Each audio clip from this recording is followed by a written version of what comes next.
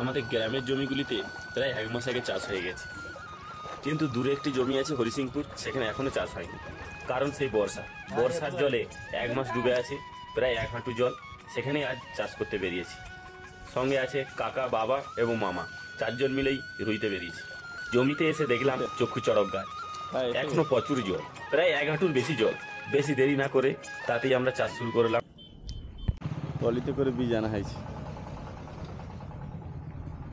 বর্ষার ডুবে যাওয়া জমিতে রুয়া চলছে, পুরো ডুবে গেছে, তাতেই রুয়া চলছে। জলটা কমেছে, 1 মাস ধরে জলটা স্টে হয়ে আছে, একটু কমতে রুয়া চলছে, কিন্তু এখনও প্রচুর জল।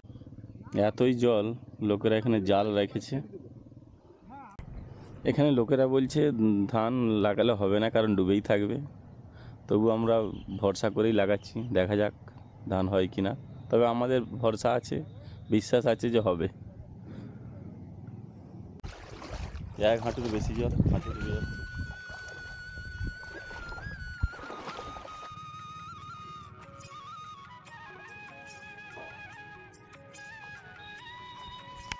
প্রায় 1 হাতের বেশি ব্যান।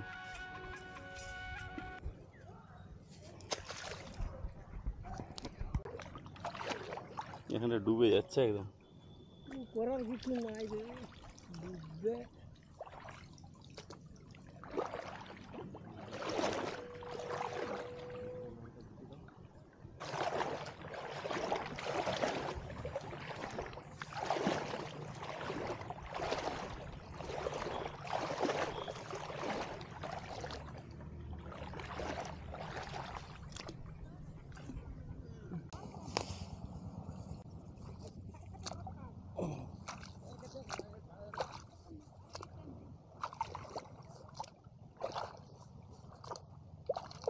মামাও এসে পৌঁছেছে।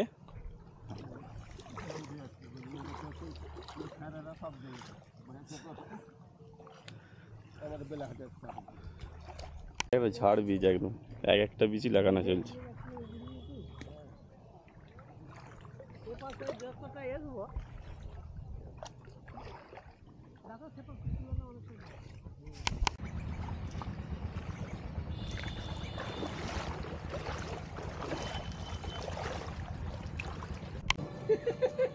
ওখানে কি থাকবে? তো শহর এলাকার লোক, ভদ্রলোক থাকে।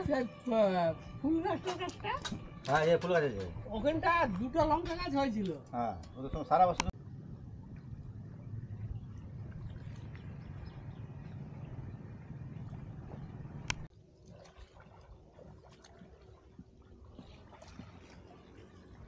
পুরো কমপ্লিট হয়ে গেল রুয়া। দেখা যাক এবার 3 মাস পরে ধান হয় কিনা।